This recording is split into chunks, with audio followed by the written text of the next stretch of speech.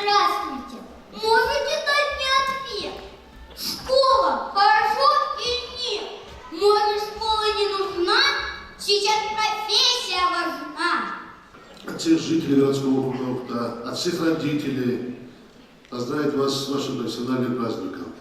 Пожелать вам здоровья, благополучия, успеха в работе, терпения, любви, радости, теплоты всех вас окружающих.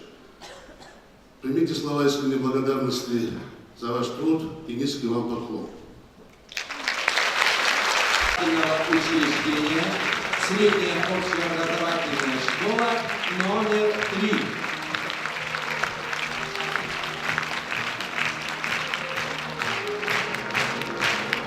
Искусство.